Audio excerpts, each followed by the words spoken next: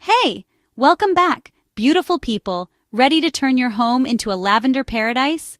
Whether you're dreaming of fragrant blooms, a buzzing pollinator haven, or a natural pest-free garden, this is the ultimate lavender growing guide you've been waiting for.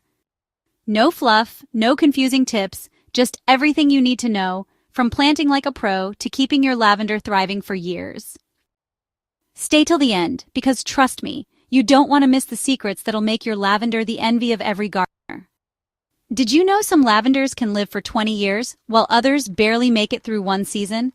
Picking the right type isn't just about color, it's about survival. Here's the secret breakdown most gardeners miss. English lavender, the tough, fragrant superstar. It can handle snow, frost, and even comes back stronger after winter. That's why it's a secret favorite of mountain gardeners. French lavender? Gorgeous, long-blooming, but a total diva in cold weather. One frosty night? Game over. Though in warm climates, it'll bloom for months like magic. Spanish lavender?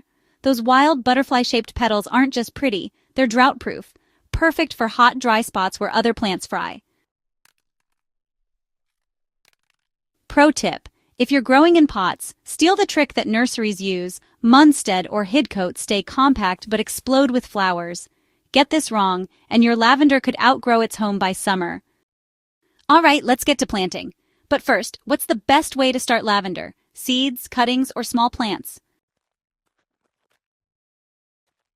Seeds take the longest, about 3 to 4 weeks to germinate, and need the right conditions, so they're best for patient gardeners. Cuttings are the easiest way to grow new lavender quickly. Just snip a stem, plant it, and let it root. Small plants from a nursery are the best choice for beginners who want faster results with less hassle. No matter which method you choose, lavender needs well-draining soil. Sandy or loamy is best. If your soil holds too much water, mix in sand or gravel. Secondly, sunlight is key. Place your lavender in a spot that gets at least 6 hours of full sun daily. Indoors? Keep it near a bright window or use a grow light. About the spacing tip: keep plants 12 to 18 inches apart for airflow. If planting in pots, make sure they have drainage holes. Lavender hates soggy roots. By the end of this video, you'll have all the knowledge to grow beautiful, fragrant lavender at home like a pro, so keep watching. Now let's talk about watering. Lavender is drought tolerant, which means less is more. Water only when the soil is dry, about once a week in hot weather and even less in cool months. Overwatering is the #1 killer of lavender. For feeding, a light organic fertilizer in early spring is enough. Avoid over-fertilizing or you'll get more leaves and fewer flowers. Pruning is also important. Trim your lavender in early spring or after flowering to keep it compact and encourage new growth.